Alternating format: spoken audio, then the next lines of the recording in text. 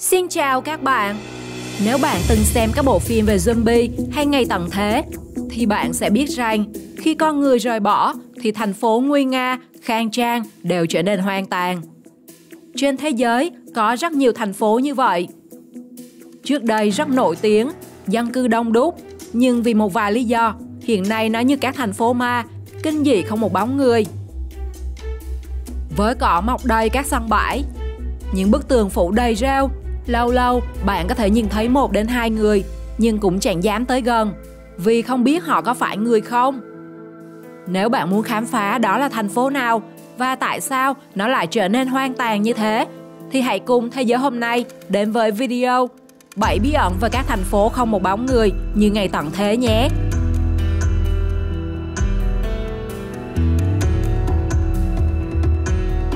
Thành phố Pripyat.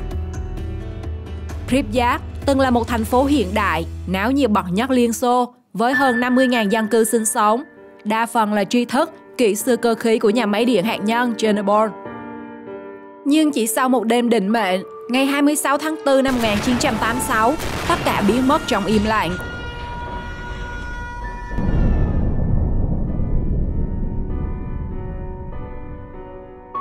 Vụ nổ lò phản ứng số 4 đã biến Pripyat thành vùng đất chết.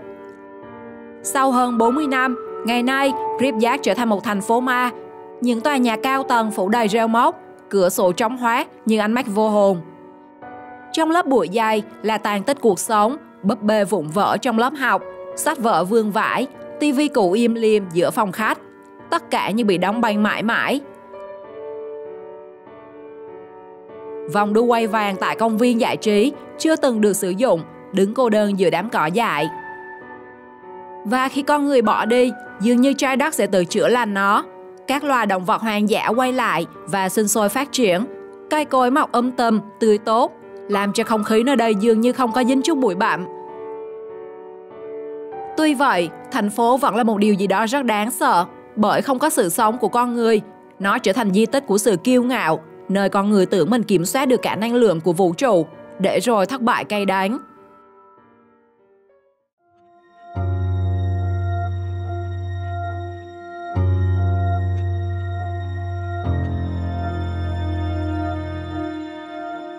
Ciudad Guadalupe, Tây Ban Nha.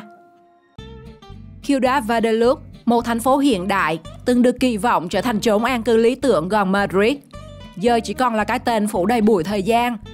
Được xây dựng giữa thập niên 2000, Guadalupe là một sản phẩm của giấc mơ đô thị hóa cấp tốc, gắn liền với tuyến tàu cao tốc Madrid-Barcelona. Với sức chứa lên tới 30.000 người, nó được quy hoạch hoàn hảo, nhà cửa, trường học, công viên, trung tâm thể thao.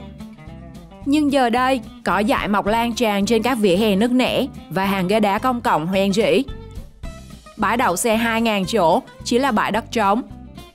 Trung tâm mua sắm dang dở mới lên được một tầng bê tông rồi bỏ đó. Trường học xây dựng cho 1.700 học sinh nhưng không một bóng người. Ciudad Guadalupe là một minh chứng rõ nhất cho cái gọi là bong bóng bất động sản, khi họ định biến Ciudad Guadalupe trở thành một thành phố đáng sống. Nhưng với giá nhà ở mức cao ngất ngưỡng, kèm theo đó là suy thoái kinh tế, chỉ một bộ phận siêu giàu đầu cơ, còn người muốn ở thì không thể mua nổi. Thế là một nơi đáng sống lại từ từ trở thành một thành phố ma thực sự. Cây cối dần dần xâm lấn các công trình bỏ hoang. Vào ban đêm, đèn vẫn sáng, nhưng không ai bước qua. Và Guadalupe đến nay vẫn là một thành phố ma giữa lòng Tây Ban Nha, biểu tượng đầy ám ảnh cho sự sụp đổ của những giấc mộng đô thị hóa vội vã.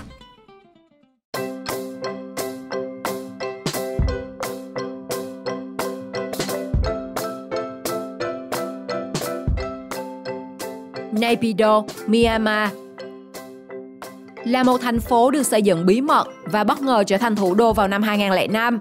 Nhưng thay vì trở thành trái tim sôi động của đất nước, Naypyidaw lại biến thành một thành phố ma hiện đại. Những đại lộ 20 làn xe trải dài thẳng tắp, nhưng hoàn toàn không một bóng xe. Vào giờ cao điểm, bạn có thể nằm giữa đường chụp hình selfie mà chẳng ai bóp còi. Hàng loạt khách sạn, khu hội nghị, tòa nhà chính phủ được dựng lên đồ sộ, nhưng phần lớn đều vắng tanh như chùa Bà Đanh giữa mùa dịch. có cả sân golf, trung tâm thương mại và sở thú, nhưng chỉ có nhân viên với chim chóc làm bạn. Chính quyền Myanmar chọn Naypyidaw là lý do chiến lược, nhưng trong mắt du khách, nơi đây giống như một bộ phim hậu tận thế, sạch sẽ, hoàn hảo và quá yên tĩnh đến mức lạnh sống lưng. Chính quyền nói rằng Naypyidaw được xây dựng để phục vụ an ninh và chiến lược, nhưng người ta vẫn đồn rằng đây là thành phố xây cho những người quyền lực, chứ không phải cho dân thường sống. Quả thật vậy, giữa một quốc gia đang vật lộn với khó khăn kinh tế và chính trị, lại tồn tại một thủ đô hoành tráng đến khó tin như Naypyidaw, nơi mà quyền lực ngự trị trong sự cô đơn tuyệt đối.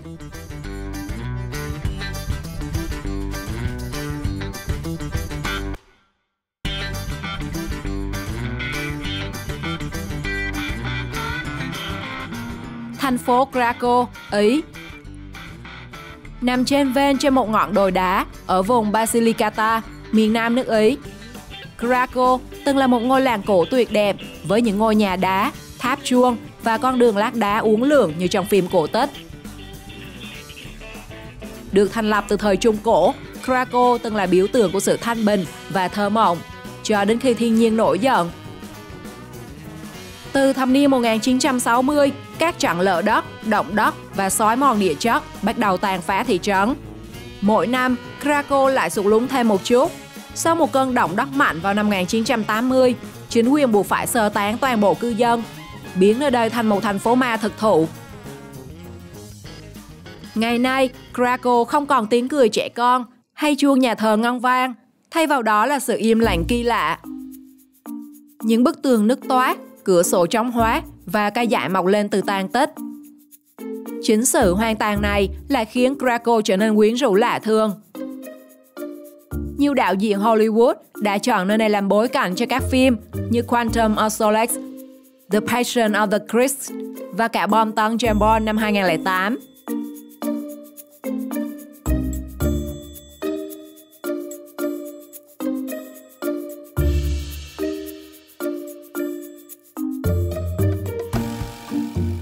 Odot, Kambasi, Trung Quốc. Giữa vùng đất khô cằn của nội Mông, Trung Quốc nổi lên một thành phố hiện đại đến mức tưởng như bước ra từ phim viễn tưởng, đó là Odot, Kambasi. Nhưng trớ trêu thay, dù được xây dựng để đón hàng trăm ngàn cư dân, nơi đây lại vắng lặng như một vùng đất bị lãng quên.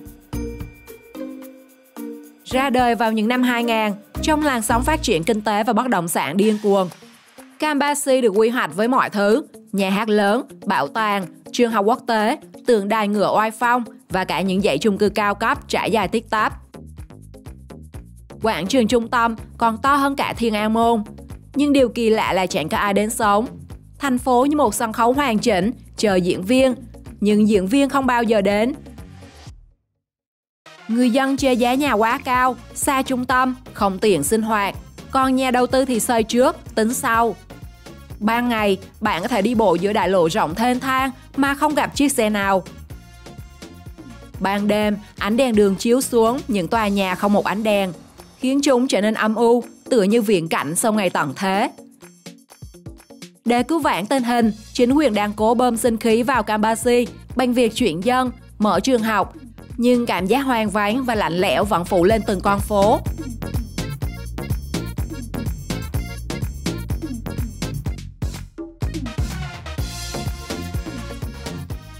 Thị trấn Oradour-sur-Glane. Oradour-sur-Glane là một thị trấn nhỏ thuộc vùng Nouvelle-Aquitaine, miền trung nước Pháp, gắn liền với một trong những thảm sát dân thường khủng khiếp nhất trong Thế chiến thứ hai.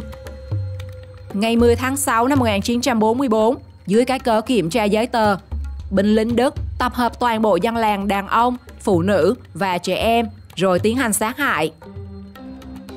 642 người bị giải quyết trong cùng một ngày. Nam giới bị bắn tại các nhà kho, phụ nữ và trẻ em bị nhốt trong nhà thờ, sau đó bị thiêu sống.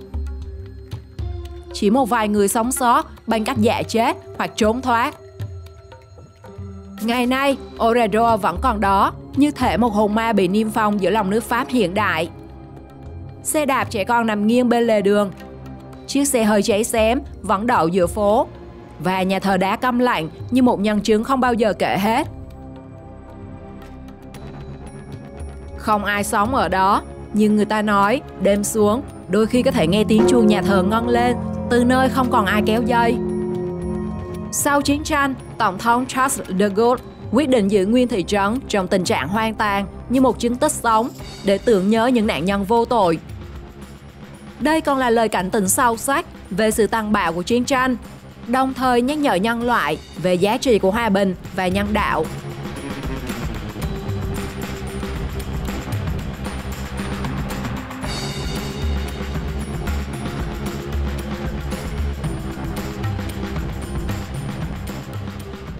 Đảo Hashima, Nhật Bản. Hashima hay còn gọi là Gunkanjima hay đảo chiến hạm là một hòn đảo nhỏ ngoài khơi thành phố Nagasaki, Nhật Bản. Dù chỉ rộng khoảng 6,3 hecta, đảo từng là nơi sinh sống của hơn 5.000 người và là trung tâm khai thác than đá dưới đáy biển do tập đoàn Mitsubishi điều hành từ cuối thế kỷ 19 đến năm 1974. Đảo nổi bật với các tòa nhà bê tông cao tầng đầu tiên của Nhật Bản, được xây dựng sát nhau như một pháo đài giữa biển khơi, nhìn từ xa giống như một chiến hạm khổng lồ. Nhưng khi dầu mỏ thay thế than đá, mỏ trên đảo bị đóng cửa, toàn bộ cư dân rời đi chỉ trong vài tuần, để lại nhà cửa, trường học, đồ dùng y nguyên. Thời gian và thiên nhiên đã biến Hashima thành một thành phố ma đổ nát với tường vỡ, rêu phong và rỉ sét, mang đến cho người ta cảm giác rùng rợn như bước vào một thế giới bị lãng quên. Ngoài vẻ hoang tàn, Hashima còn là ký ức đau thương trong Thế chiến thứ hai. Nhiều lao động Triều Tiên bị cưỡng bức làm việc tại đây trong điều kiện khắc nghiệt, thậm chí dẫn đến chết chóc. Những câu chuyện về hồn ma càng làm tăng sự ma mị cho hòn đảo. Ngày nay, một phần đảo được mở cho khách du lịch qua tour giới hạn. Năm 2015, Hashima được UNESCO công nhận là di sản thế giới. Dù gây tranh cãi vì quá khứ lao động cưỡng bức, đảo cũng đã xuất hiện trong bộ phim James Bond Skyfall năm 2012, trở thành biểu tượng của vẻ đẹp hoang tàn, lạnh lẽo và u uất.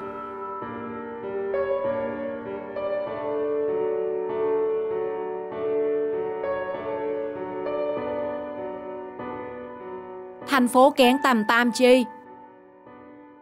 Làng UFO Sanji là một khu đô thị bỏ hoang, nổi tiếng từng nằm ở quận Sanji, phía bắc thành phố Tân Bắc, Đài Loan.